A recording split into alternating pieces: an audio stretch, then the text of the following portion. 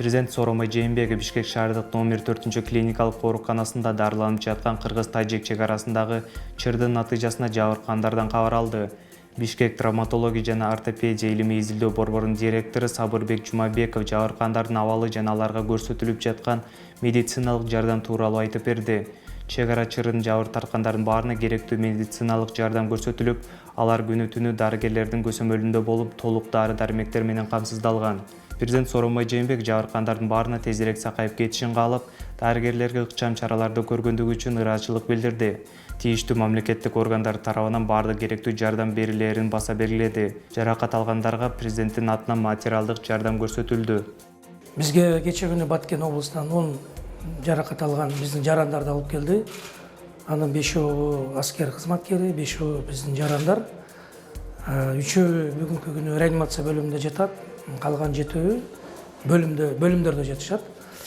Бардыгында ошол ок менен жаракат алышкан. Көбүндө ошол октор денесинде калып калган. Биз буларды пландык түрдө эртеңден баштап операция жасап, жанагы окторду мойнунан, денесинен, омурткасынан, жамбашынан, колунан алабыз да. Бир жаракатыбыздын аскер кызматкери колуна ок тийип, сөөктөрүн баардыгын талкалап кеткен экен. Ошол сөөктөрдү дагы биз чогултуп, ордуна коебуз. Бүгүнкү күндө дары-дармектердин баары жетиштүү. Кыргыз-тажик чек арасындагы абал туруктуу деп билдирет Кыргызстан мамлекеттик чек ара кызматы. Кыргыз-тажик мамлекеттик чек ара тилкесинде жалпысынан 5 өткөрмө жайы иштейт, анын ичинен 4 күнүмдүк тартипте иштеп жатат. 17 сентябрь күнү Кулунду автоунаа жол көзөмөл өткөрүү жайында тажик тарап Кыргызстандын жана Тажикстандын жарандарын өткөрүүнү убактылуу токтоткон. Башка өлкөнүн жарандары ал өткөрмө жайына эч кандай тоскоолдуксуз өтө алышат, деп айтылат маалыматта. Ошондой эле чек арада окуядан жараат алып, электик аймактык ооруканада жаткан 3 жарандын биринин абалы өтө оор. Ал комада жатат. Саламаттык сактоо министрлигинин билдиришкендей, 2 жарандын абалы туруктуу оор. 2010 жылдын 7-8 августунда Чүй облусунун Кой Таш айылында түзүлгөн кырдаалды иликтөө боюнча мамлекеттик комиссиянын мүчөлөрү Кыргыз Республикасынын улуттук коопсуздук мамлекеттик кызматынын имаратында көчмө жыйын өткөрүштү. Бул тууралуу өкмөттүн аппаратынын маалыматтык камсыздоо бөлүмү билдирет. Кезекте жыйындын жүрүшүндө УКМКнын төрагасы Орозбек Опунбаев комиссиянын мүчөлөрүнө документтер топтомун, анын ичинде өтө жашыруун делген маалыматтарды тааныштырды. Комиссиянын кийинки жыйынына Кыргыз Республикасынын Жогорку Кеңешинин депутаттары Ирина Карамушкинаны, Асель Кодуранованы, коомдук ишмер Турусбек Коеналиевди, УКМКнын мурдагы төрагасы Абдел Сегизбаевди чакыруу чечими кабыл алынды. Мамлекет башчысы Сооронбай Жээнбеков Азия футбол конфедерациясынын президенти Сальман бин Ибрагим Аль Халиф менен жолугушту. Бул тууралуу президенттин аппаратынын маалыматтык саясат бөлүмү билдирет. Футболду өнүктүрүү жана аны өлкөдө мындан ары дагы кеңири жайылтуу боюнча пикир алмашуу болду. Сооронбай Жээнбеков аймактарды өнүктүрүү боюнча мамлекеттик саясаттын алкагында облустарда, шаарларда жана район борборлорунда спорт залдар жана жаңы спорт аянтчалары курулуп жатканын белгиледи.